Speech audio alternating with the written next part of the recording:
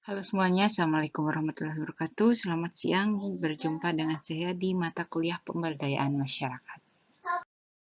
Assalamualaikum warahmatullahi wabarakatuh. Selamat siang, berjumpa kembali dengan saya di mata kuliah pemberdayaan masyarakat. Ya, jadi hari ini merupakan pertemuan 6, di mana kita akan membahas mengenai perencanaan dari program pemberdayaan masyarakat. Ya, di kuliah hari ini kita akan membahas mengenai bagaimana kita memulai perencanaan dari program pemberdayaan masyarakat ini. Seperti yang telah dijelaskan di kuliah sebelumnya bahwa program dari pemberdayaan masyarakat ini merupakan suatu proses perubahan yang terencana, di mana direncanakan untuk memberdayakan potensi-potensi apa yang terdapat di masyarakat dengan cara upaya perumusan, pengembangan, dan juga pelaksanaan program-program. Kemudian juga dari program pemberdayaan masyarakat ini diharapkan menjadi suatu proses yang berkelanjutan. Dan tentunya di dalam program pemberdayaan masyarakat ini dapat dikemukakan berbagai macam alasan yang melatar belakangi pentingnya program pemberdayaan masyarakat ini, ya, di mana program pemberdayaan masyarakat ini menjadi suatu acuan dalam mempertimbangkan apa yang harus dilakukan dan juga bagaimana cara melaksanakan program tersebut, ya. Kemudian juga bagaimana pedomannya dalam pengambilan keputusan terhadap suatu saran untuk penyempurnaan dari metode pembangunan yang ada, ya. Kemudian juga program pemberdayaan masyarakat ini juga memantapkan tujuan yang ingin atau harus dicapai, di mana perkembangannya ini harus dapat diukur dan juga dievaluasi. Rumusan dari program pemberdayaan masyarakat ini ada berbagai macam tahapannya, ya, di mana yang pertama adalah proses perancangan program, ya. Apa yang akan kita lakukan dalam program pemberdayaan masyarakat ini, ya, tentunya kita harus tahu dulu masalah yang terjadi di masyarakat sekitar, ya. Kita harus mengidentifikasi masalah tersebut, ya. Kemudian kita pengumpulan data dan lain sebagainya. Kemudian setelah kita mengetahui identifikasi masalahnya, tentunya kita langsung ke tahapan penulisan perencanaan program, ya. Apa saja yang akan kita rencanakan dalam program tersebut, ya. Kemudian membuat rencana kegiatannya dan juga rencana pelaksanaan dari program tersebut. Nah, setelah dilakukan rencana kegiatan tersebut, di akhir tahapan kegiatan tentunya harus ada yang namanya rencana evaluasi, ya, dari hasil pelaksanaan program tersebut.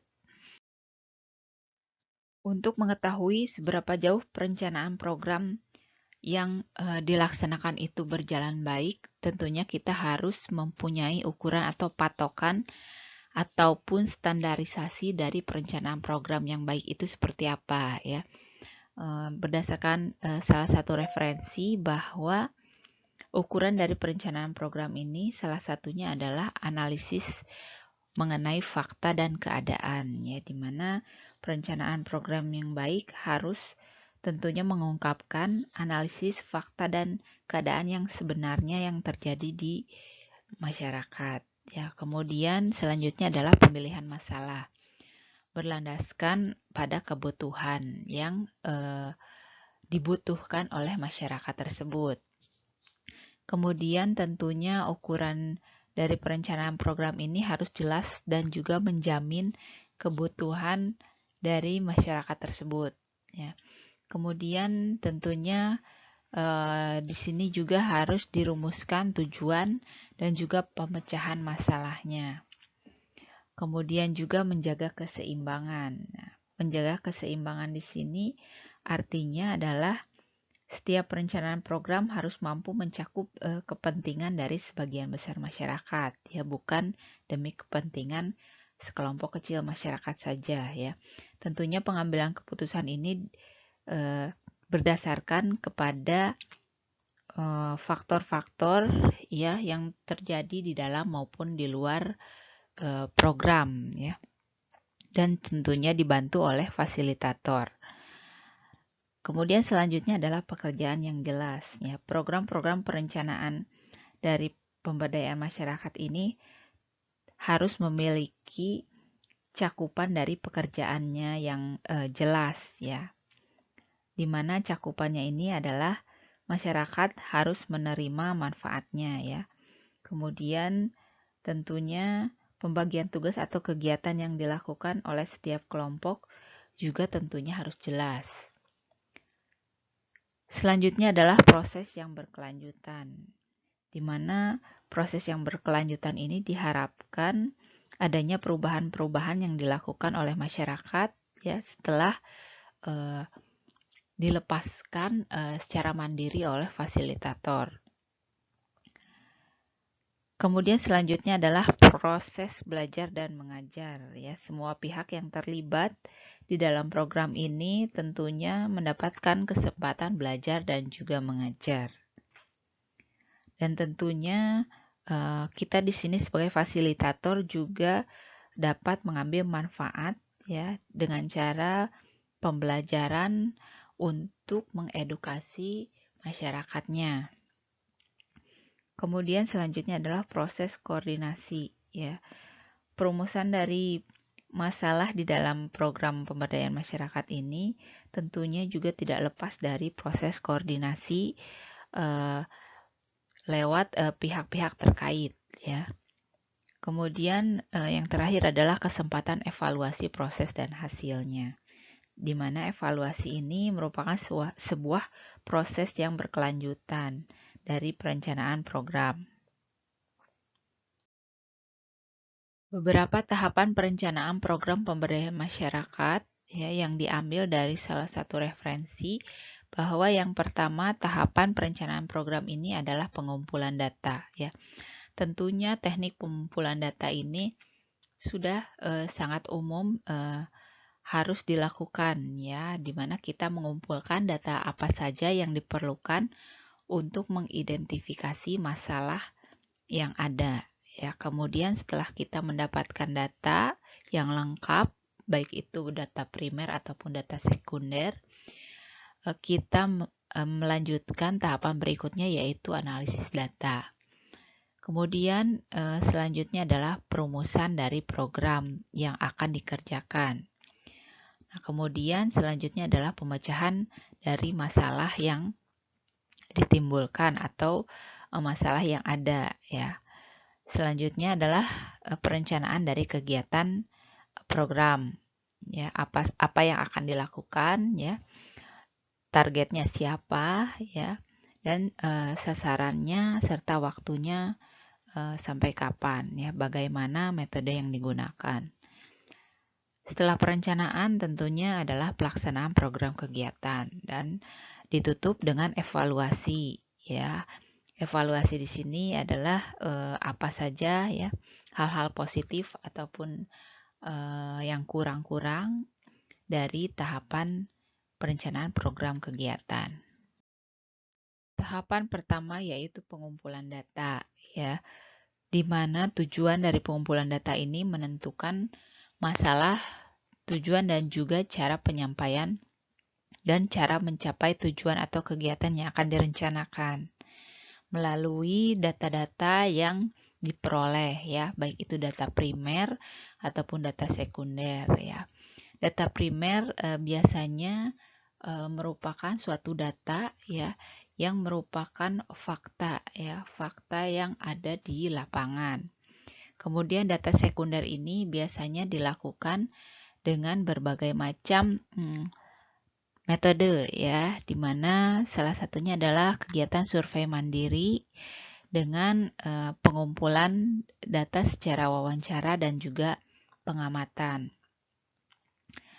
Kemudian pengumpulan data ini juga diperoleh dari sumber-sumber ya yang biasanya mengaitkan dengan keadaan dari sumber dayanya ya, baik sumber daya alam potensi sumber daya manusianya, kemudian kelembagaan yang ada di dalam masyarakat, ya biasanya mencakup kelembagaan ekonomi dan juga sosial, ataupun sarana dan prasarana yang tersedia di masyarakat, ya di lingkungan masyarakatnya. Kemudian juga teknologi yang telah digunakan, ya biasanya apa saja teknologi ya yang bisa membantu dalam pengumpulan data. Dan juga terkait peraturan atau kebijakan dari pembangunan nasional, ya tentunya yang berpengaruh kepada program-program kegiatan. Dan tentunya pengumpulan data ini bentuknya adalah data kuantitatif, ya yang dilengkapi dengan penjelasan-penjelasan secara kualitatif. Analisis data, di mana analisis data ini merupakan suatu kegiatan tentang menganalisis deskripsi dari data lapangan, ya. Kemudian juga penilaian atas keadaan sumber daya, teknologi, dan peraturan yang ada, ya. Jadi kita menganalisis penilaian berdasarkan dari kapasitas dan juga apa saja yang ada di sumber daya, teknologi, dan peraturannya. Kemudian pengelompokan data ke dalam data aktual dan juga data potensial, ya. Apa saja keadaan yang ingin dicapai dan yang sudah dicapai, kemudian teknologi yang dapat dikembangkan apa saja, dan juga peraturan yang sudah berlaku dan yang dapat diberlakukan. Selanjutnya identifikasi masalah, ya, di mana identifikasi masalah ini merupakan suatu upaya untuk merumuskan hal yang tidak dikehendaki, ya, atau faktor yang menyebabkan tidak tercapainya tujuan yang ingin dicapai, ya. Identifikasi masalah ini juga dapat dilihat dari berbagai macam cakupannya, ya. Ada data potensial dengan data aktual, ya, membandingkan apa saja data potensial yang ada dan juga data aktualnya. Kemudian keadaan yang ingin dicapai dengan yang sudah dicapai. Jadi di dalam identifikasi masalah ini kita mengcompare atau membandingkan data-data yang sudah dicapai, yang ada, dengan data-data yang ingin dicapai, ya. Dan berdasarkan dari pengalaman juga tentunya menambah nilai dari identifikasi masalah, ya, dengan cara menganalisis tentang segala sesuatu yang menyebabkan adanya rasa ketidakpuasan atau berkurangnya kepuasan yang tentunya dirasakan oleh masyarakat di dalam pembangunan di lingkungannya tersebut. Setelah kita mengidentifikasi permasalahannya, kita pilih masalahnya, di mana pemilihan masalah ini merupakan bentuk pemilihan dari pemecahan masalah, ya, solusi untuk menyelesaikan permasalahan tersebut, ya. Pemilihan pemecahan dari solusi masalah ini tentunya harus segera diupayakan, ya, dengan adanya solusi-solusi yang mengarah kepada solusi strategis, ya, dan tentunya mudah dilaksanakan. Setelah itu kemudian perumusan tujuan, ya, tujuan dari program kegiatan, di mana nantinya penerima manfaat haruslah tentunya realistis, ya. Jadi tujuannya untuk siapa harus jelas, ya. Dan tentunya juga ditinjau dari kemampuan sumber daya, ya, apakah dari biayanya, jumlah, dan juga kualitas ataupun tenaga yang dipakai. Perumusan dari tujuan ini juga biasanya kita analisis dengan berbagai macam metode, ya. Salah satunya adalah metode SWOT, ya, strong, weakness, opportunities, dan threats ya, yang kesemuanya ini merupakan bentuk analisis dari perumusan masalah ya, yang biasanya dipakai di dalam berbagai macam penelitian program-program kegiatan. Analisis pemecahan masalah yang biasa dipakai yaitu metode SWOT ini ada yang memberikan saran agar analisis SWOT ini dirubah menjadi analisis TOWS ya, di mana ada beberapa macam pertimbangan ya, di mana SWOT ini biasanya menganalisis kekuatan dan juga kelemahan internal terlebih dahulu ya, baru kemudian melakukan analisis apa saja peluang dan juga ancaman yang biasanya terjadi.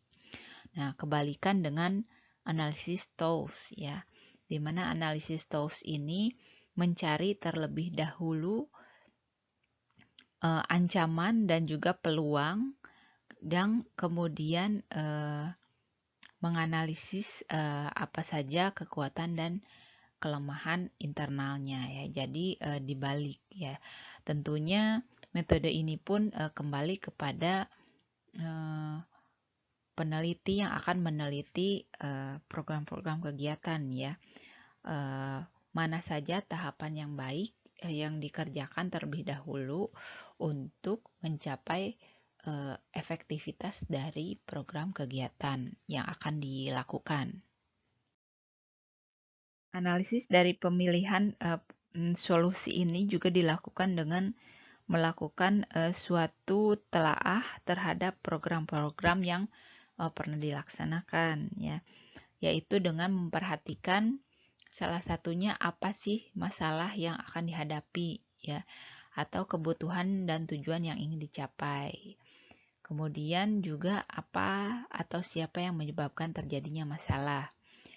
Kemudian juga siapa yang dirugikan dengan terjadinya masalah tersebut. Dan tentunya juga bagaimana solusi dalam memecahkan masalah yang akan dilakukan. Apa resiko ataupun akibat yang terjadi dari cara pemecahan masalah yang diterapkan. Perumusan dari cara mencapai tujuan ini biasanya dirumuskan dalam suatu bentuk rencana kegiatan, ya, mencakup data keadaan, kemudian rumusan masalah, kemudian tujuan dan penerima manfaat yang hendak dicapai, dan juga cara mencapai tujuannya, ya. Jadi kita rumuskan secara detail bagaimana cara mencapai tujuan dari kegiatan yang akan kita lakukan, ya. Ada deskripsi, kemudian metode pelaksanaan, lokasi, waktu, dan lain sebagainya. Dan yang terakhir ini adalah rencana evaluasi, di mana rencana evaluasi ini ada evaluasi awal perencanaan ya, di mana evaluasi ini dilakukan di awal perencanaan, kemudian evaluasi selama pelaksanaan, dan juga evaluasi akhir. Ada juga evaluasi fisik dan juga non-fisik ya, seperti pengelolaan administrasi ataupun keuangan. Dan juga evaluasi dari tujuan dan proses untuk mencapai tujuan.